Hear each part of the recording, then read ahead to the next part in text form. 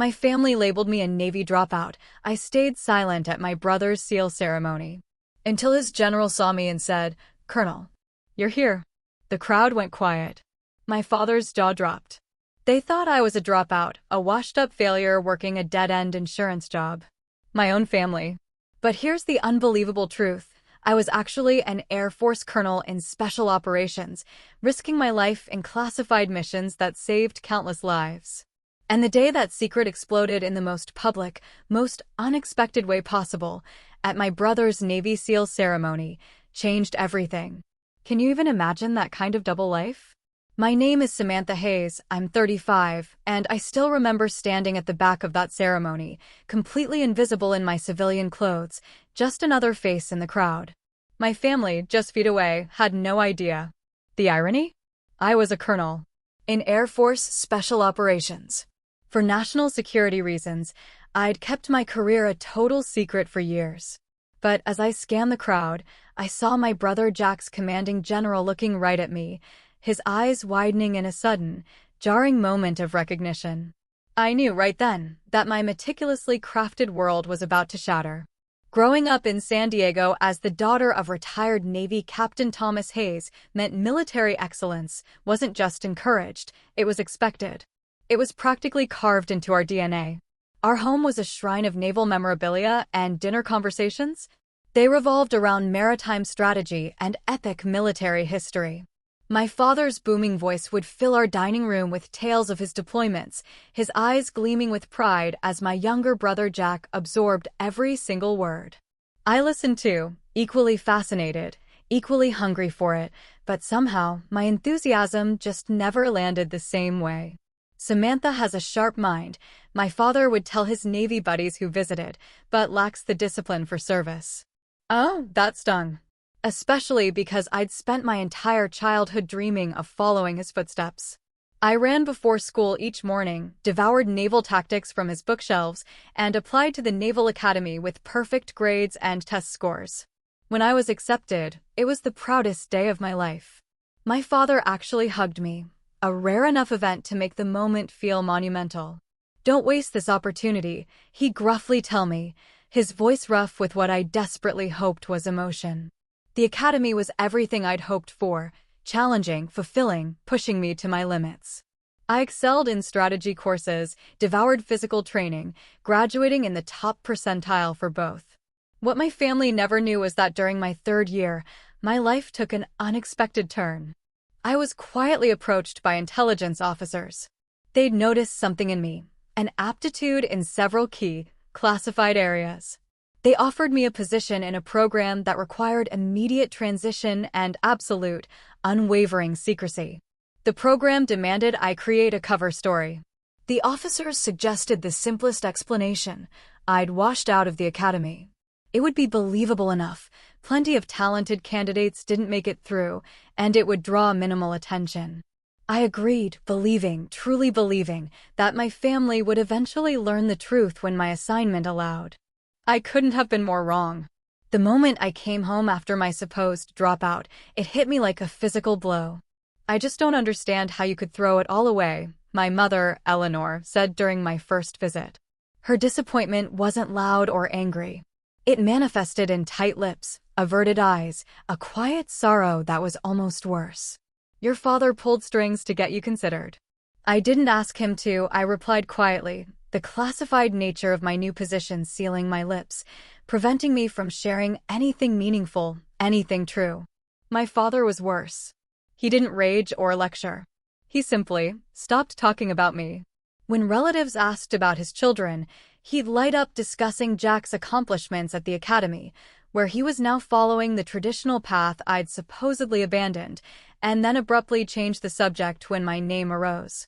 Thanksgiving dinners became an exercise in endurance. "Jack's been selected for advanced tactical training," my father would announce, slicing the turkey with precision. "Top of his class." "We're so proud," my mother would add, her hand resting on Jack's shoulder, her eyes sliding right past me. "It's comforting when your children find their purpose." My cousin Melanie, always a master of tactlessness, Once asked directly across the table, "So, Sam, are you still working that administrative job at the insurance company?" This was the bland, boring corporate cover story I'd maintained for years, designed to discourage further questions. "Yes," I answered, swallowing both the lie and my pride. "Still there. Good benefits, I guess," she replied with a thin, condescending smile that conveyed volumes about her assessment of my life choices. Meanwhile, my actual career was advancing at an extraordinary pace. I couldn't tell them about the night operations in countries officially untouched by American forces. I couldn't mention the critical intelligence I'd gathered that had saved countless lives, or the commendations accumulating in a secure facility rather than on my wall. I couldn't explain the months of silence when I was unreachable because I was operating deep undercover, sometimes off the grid entirely. Each success in my classified world seemed to parallel a deeper disappointment in my family's eyes. When I was promoted to major, my parents were discussing how Jack had been selected for an elite training program. When I received a silver star in a private ceremony, my mother was lamenting to her friends about her daughter, who just didn't apply herself. Jack himself wasn't unkind. He simply followed our parents' lead, growing increasingly distant as our supposed life paths diverged. Occasionally, he'd call with news of his accomplishments, always ending with an awkward, "So, how's the office job?" I'd murmur congratulations and offer vague updates about my fictional corporate life, hating every second of the deception, the weight of it pressing down on me. Years passed this way, the divide growing wider, deeper. I developed a thick skin about my family's perception, focusing instead on my missions and the real, tangible difference I was making in the world. But deep down, the pain of being the family disappointment never fully subsided. Every achievement in my secret life was shadowed by the agonizing knowledge that the people who should be proudest didn't even know. My transition from Naval Academy student to Air Force Special Operations was abrupt, intense, and frankly, brutal. While my family believed I was licking my wounds and settling for civilian mediocrity, I was actually undergoing some of the most rigorous training the military offers. The program that recruited me specialized in intelligence gathering and analysis, with direct tactical applications, a rare, potent combination that suited my particular skills perfectly. The training facility was located in an unmarked compound in Virginia, where days began at 4 a.m. and often ended after midnight. Physical conditioning was merely the foundation. The real work involved learning to process and analyze intelligence in real-time crisis situations, often while experiencing extreme physical stress or sleep deprivation. "Hayes, your mind works differently," my instructor, Major Lawrence, noted after I solved a particularly complex intelligence simulation. "You see patterns where others see chaos." This aptitude accelerated my progress.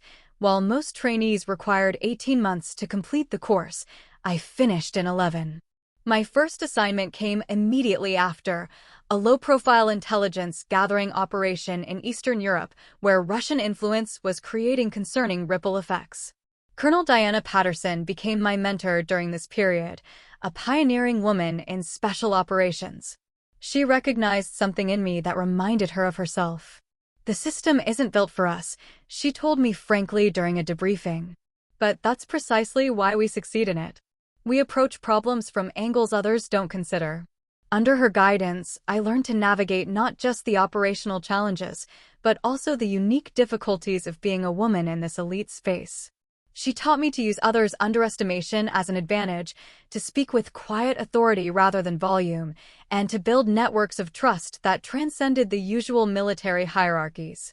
By my 4th year, I had been promoted twice and led my own intelligence team in operations spanning 3 continents. My specialty became extracting critical information in environments where traditional intelligence assets couldn't operate. One particular mission in Syria resulted in intelligence that prevented a major terrorist attack on European soil. The classified commendation cited my exceptional judgment under extreme pressure and innovative tactical approach. Yet, each time I received recognition within my classified world, the contrast with my family life became more painful, more gut-wrenching. I attended awards ceremonies alone, watching other officers embrace their proud families. I celebrated promotions with colleagues who knew only pieces of my story, never the full, agonizing picture. And I continued to maintain my cover as an unremarkable corporate drone during increasingly infrequent family visits. "Congratulations on your promotion to team lead in customer service," my mother said during one phone call, clearly making an effort to show interest in what she believed was my career. I had just been promoted to lieutenant colonel after a successful counterterrorism operation in Somalia. "Thanks, Mom," I replied, hating the deception. "It's just a small step up." The operational security requirements of my position meant maintaining absolute secrecy. Even as I rose to command larger teams and more sensitive missions, my cover story remained firmly in place. Only a handful of high-ranking officers knew my complete service record, while most who worked with me knew only the portions relevant to our joint operations. By the time I reached the rank of colonel at age 34, an accomplishment that placed me among the youngest to achieve this rank, I had led operations in over a dozen countries and saved countless lives through intelligence work. My specialty in counterterrorism had expanded to include disrupting human trafficking networks and preventing hostile cyber operations against critical infrastructure. What made my rapid rise even more remarkable was achieving it while facing the additional challenges women in special operations encounter. I navigated skepticism from some traditional military circles, adapted to equipment and tactical approaches designed for male physiology, and developed leadership styles that commanded respect in environments where female leaders were still relatively rare. Through it all, I carried the strange, heavy burden of my family's disappointment. Each time I returned from a classified deployment to attend a holiday gathering or family event, I stepped back into the role of Sam the underachiever. I became adept at deflecting questions about my work with vague corporate jargon and redirecting conversations to Jack's increasingly impressive naval career. The weight of these dual identities grew heavier with each passing year. There were moments when the deception felt unbearable, like when my father made a passing comment about people who couldn't cut it in real service, or when distant relatives asked patronizing questions about when I might find direction in my life. But my commitment to national security and the missions I led always silenced the impulse to reveal the truth. The work was too important, the stakes too high. If maintaining my family's disappointment was the price for operational security, I would continue to pay it, regardless of the personal cost. Last Thanksgiving marked a particular low point in my relationship with my family. I had just returned from coordinating a joint intelligence operation with NATO forces, 36 sleepless hours of tension that ultimately prevented a significant security breach.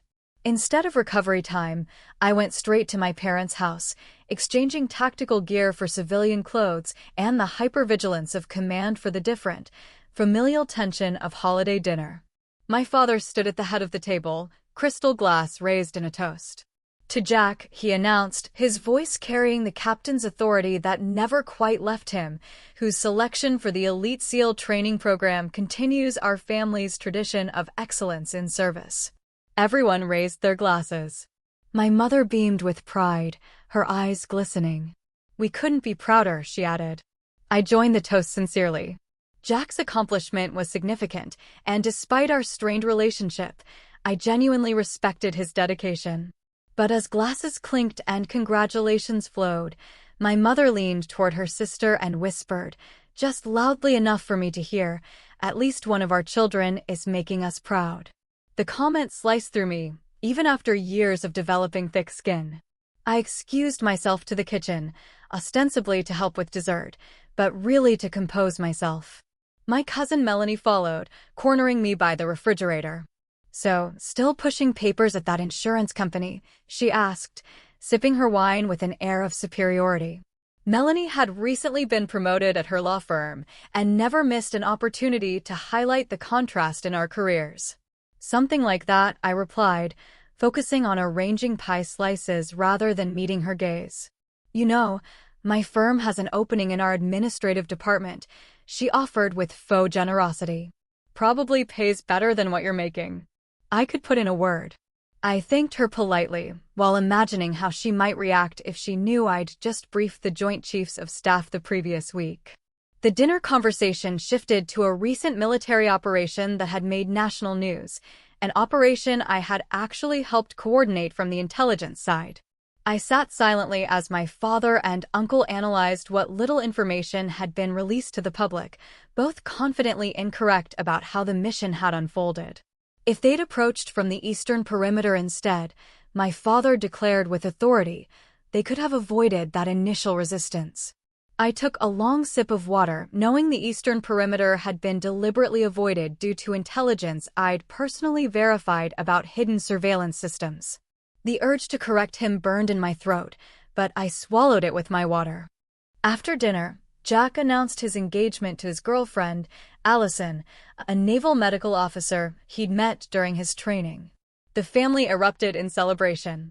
Champagne appeared, toasts multiplied, and my mother immediately began discussing wedding plans. In the midst of this joyful chaos, my secure phone vibrated with the pattern that indicated highest priority. I slipped away to the guest bedroom to check the message. Immediate deployment orders. A situation had developed that required my specific expertise, with extraction scheduled in 3 hours. I returned to the celebration, pulling Jack aside to offer genuine congratulations and explained that a work emergency required me to leave immediately. His face fell in disappointment, tinged with that familiar judgment. Seriously, Sam? It's my engagement celebration. What kind of insurance emergency happens on Thanksgiving night? I'm sorry, I said, meaning it completely, but unable to explain further.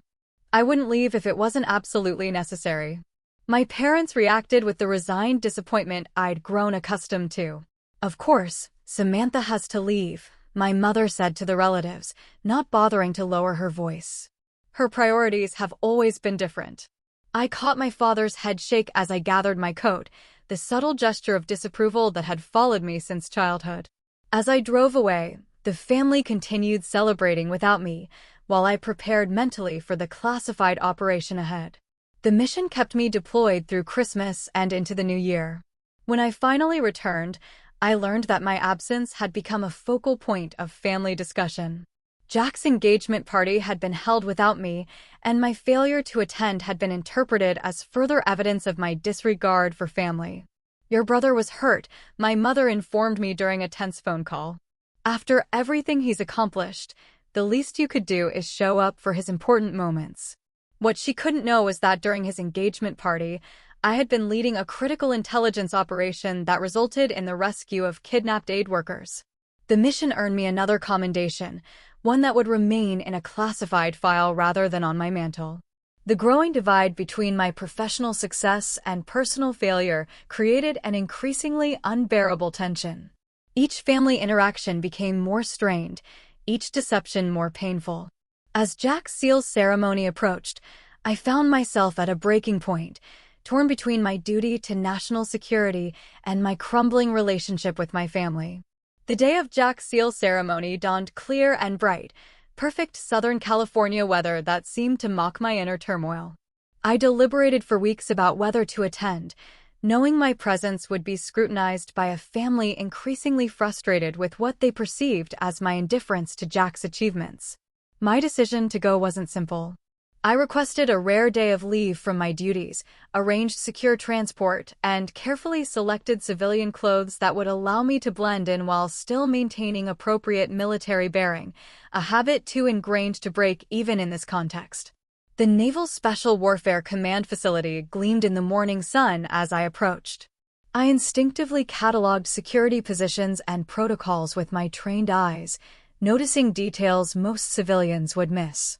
This constant awareness reminded me how far I was from the person my family believed me to be. I arrived deliberately late, slipping into the back row as families claimed seats near the front. My parents occupied prominent positions in the family section. My father wearing his dress uniform with the quiet pride of a naval captain whose son was following his distinguished path. My mother sat beside him, elegant in a navy blue dress, her posture reflecting the military precision she'd absorbed through decades of marriage to my father. The ceremony proceeded with the characteristic discipline and tradition of naval special warfare. Each element, from the presentation of colors to the precise movements of the honor guard, followed protocols I knew intimately from my own classified ceremonies. The difference was that today's event was public, celebrated openly with proud families and commemorative programs, unlike the clandestine recognition of my own achievements. As the ceremony progressed, I found myself analyzing the security perimeter out of professional habit while simultaneously absorbing the significance of Jack's accomplishment. Becoming a SEAL represented years of grueling training and exceptional dedication, a fact I appreciated perhaps more fully than anyone else in my family could. Midway through the ceremony, I noticed a familiar face on the platform, Rear Admiral Wilson, who had commanded joint operations where my intelligence team had provided critical support. He was scheduled to deliver remarks as part of the leadership cadre. Seeing him triggered an immediate internal alert. Admiral Wilson was one of the few high-ranking officers who knew my complete service record and true rank. I shifted slightly in my seat, angling myself to become less visible from the stage. The movement was subtle, the kind of adjustment intelligence officers make instinctively to avoid recognition when necessary. For a moment, I believed I had successfully minimized my presence. Then came Jack's moment of recognition. He stood tall as his accomplishments were read, his face composed in the disciplined expression of a warrior receiving honors. Despite our complicated relationship, pride swelled in my chest. Whatever else had transpired between us, my brother had earned this moment through genuine merit and determination.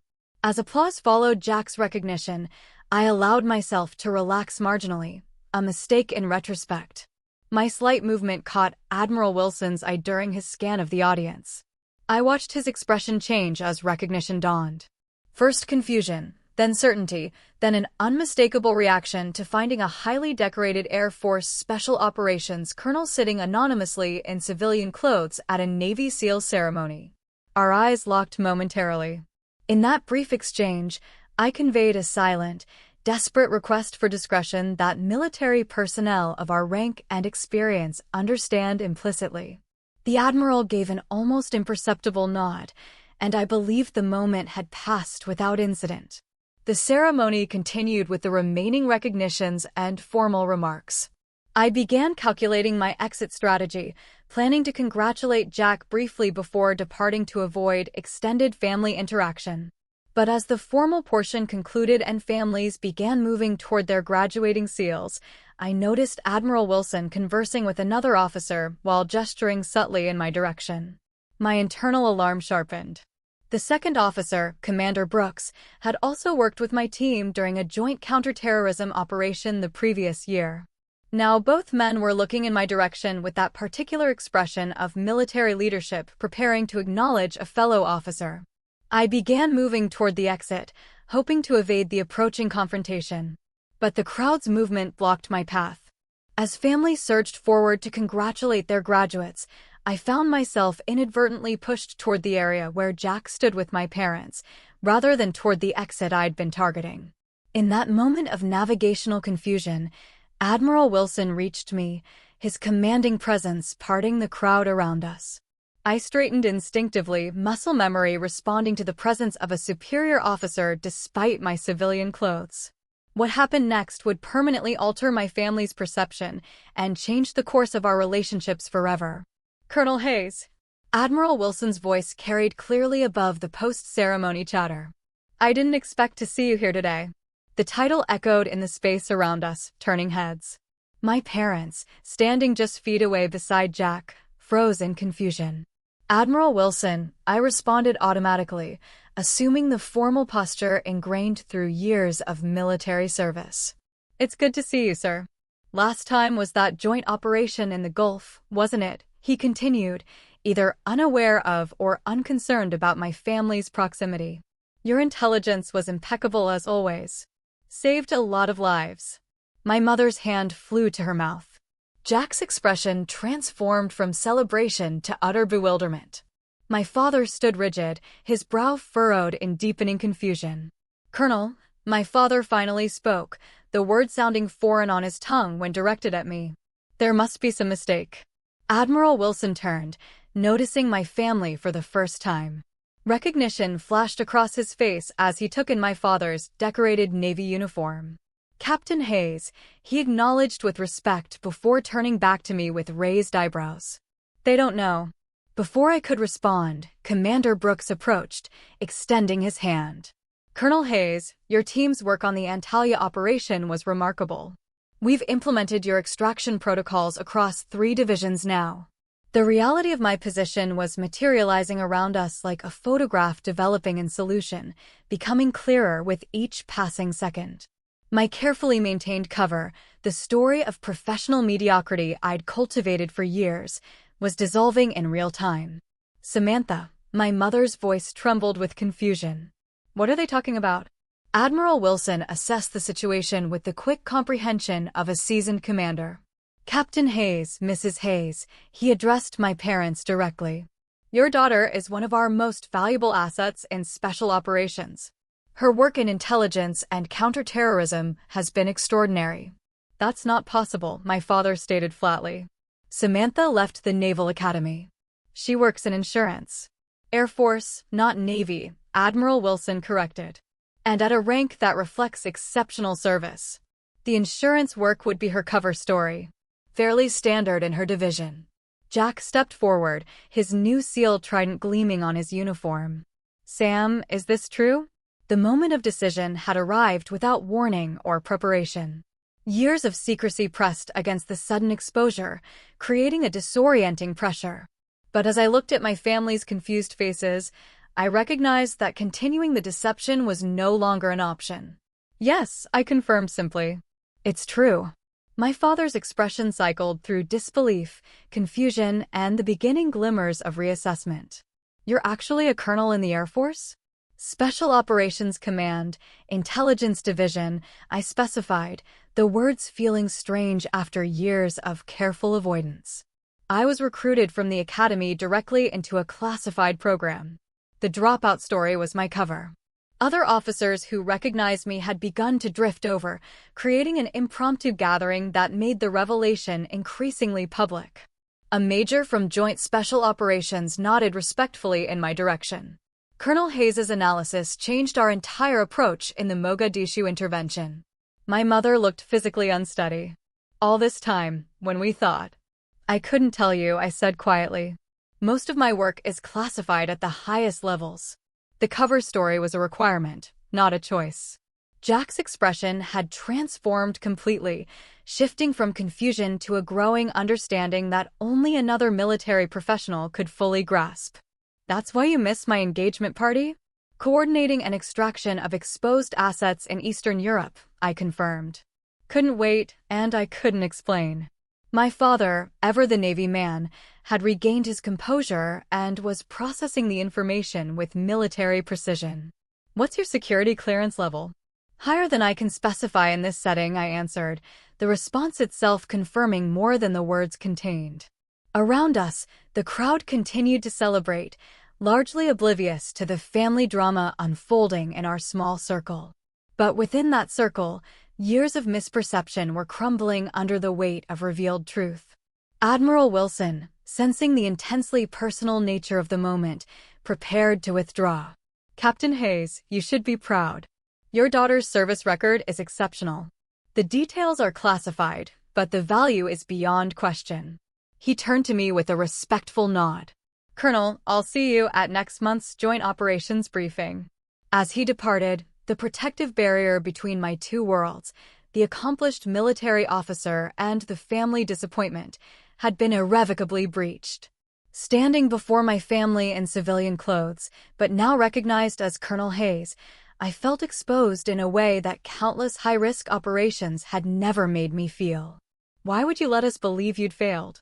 My mother asked, hurt evident in her voice. It wasn't about what you believed, I explained carefully. It was about operational security. The fewer people who knew, the safer the operations and the people involved. My father, processing this revelation with decades of military experience, was beginning to understand the magnitude of what had been hidden. To reach colonel at your age in special operations. Jack, with his own military training, was connecting dots fastest.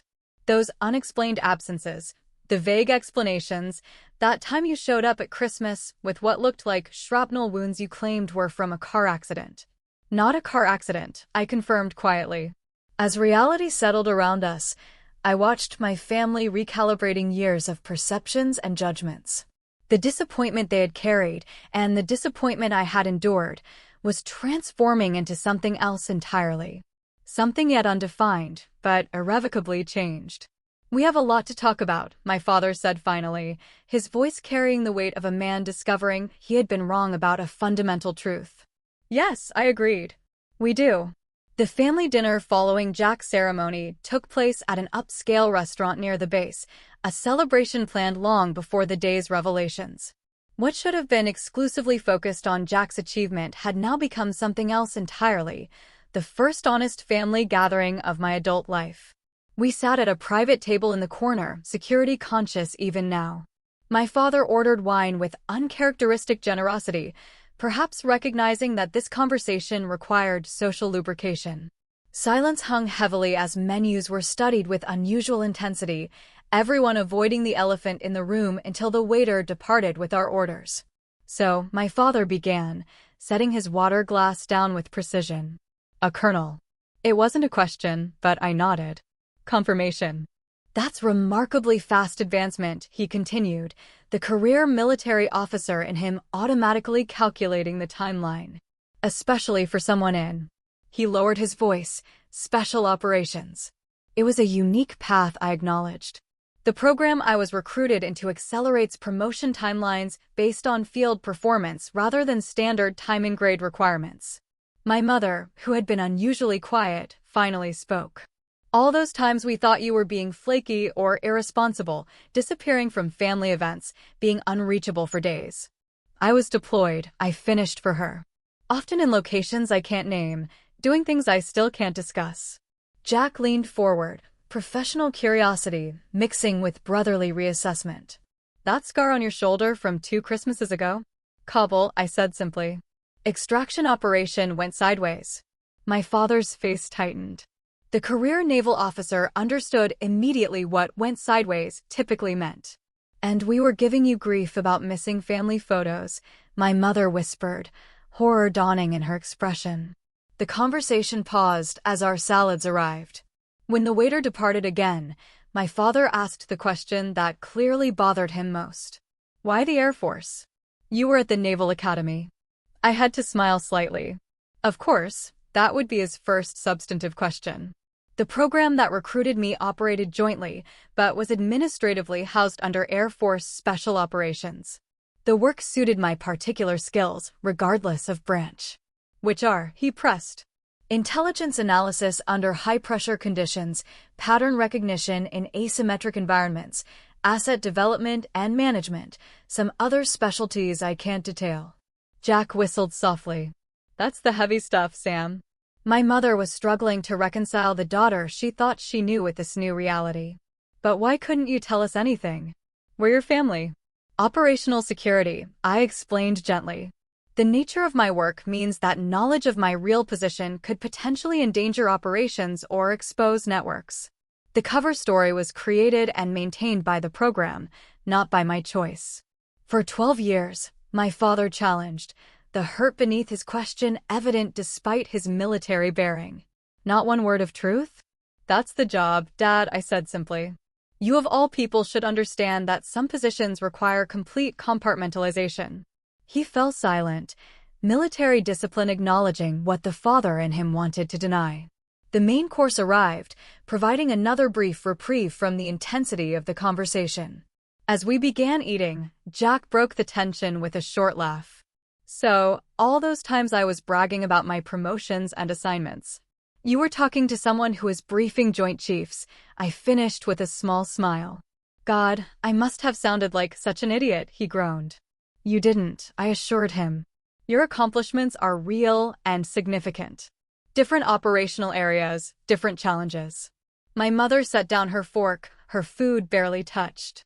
"I keep thinking about all the things we said to you over the years, the disappointment we expressed, the judgments."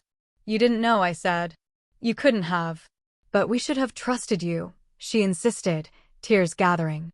"We should have seen that there was more happening than what appeared on the surface. Instead, we just wrote you off."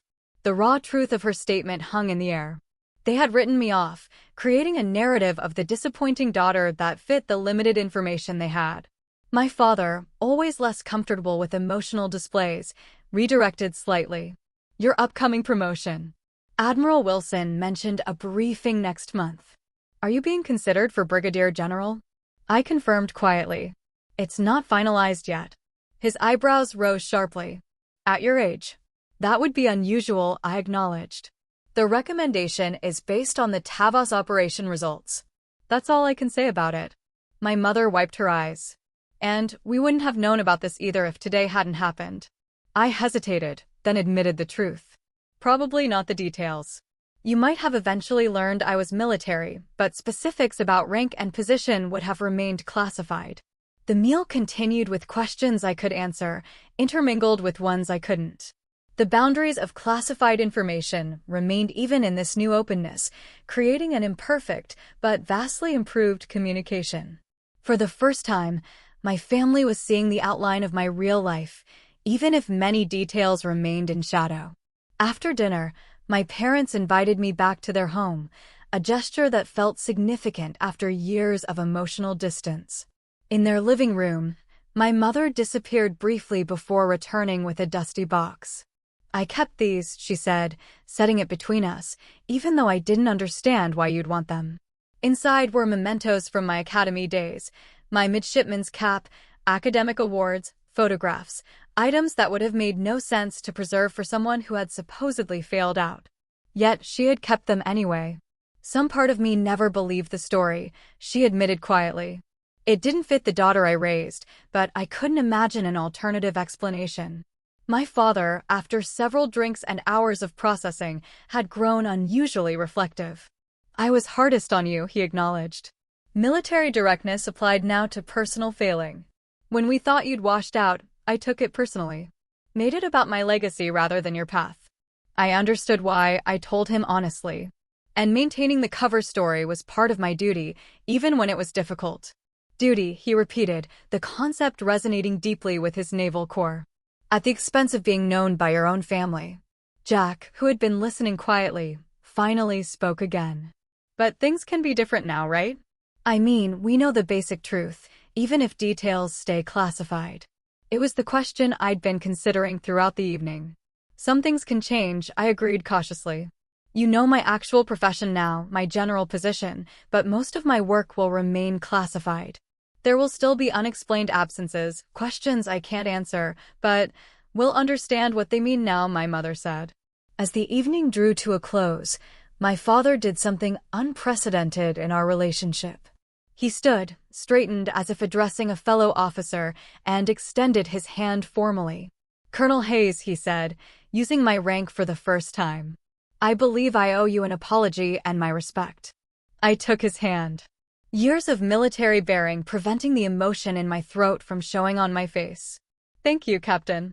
It was an imperfect beginning to a new chapter, one where the truth, even partially revealed, created possibility for healing what deception had damaged. As I left my parents' home that night, I carried both the continued weight of necessary secrets and the newfound lightness of being partially known by those who mattered most. 6 months after Jack's seal ceremony, I found myself approaching my parents' home for another family gathering. This time, a 4th of July barbecue that had been a Hayes family tradition for decades. The familiar nervousness that had accompanied these visits for years had transformed into something different, a cautious optimism about family relationships rebuilding on more honest ground. As I walked up the driveway carrying a dish I'd actually prepared myself rather than the usual hastily purchased store contribution, I noticed several of my father's old Navy colleagues gathered around the grill.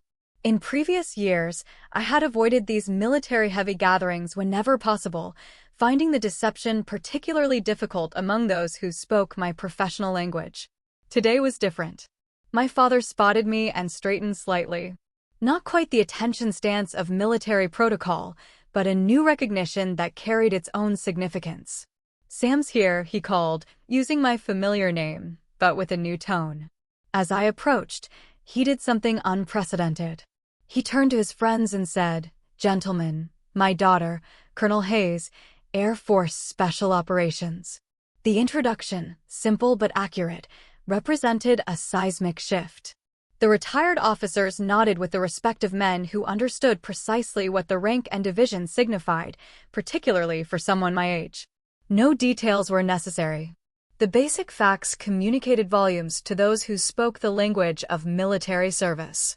My mother emerged from the house, her greeting warmer than I could remember in years. As she hugged me, she whispered, "I put together a small display. Nothing classified, I promise." Curious, I followed her inside to the study, my father's domain traditionally filled with his naval memorabilia.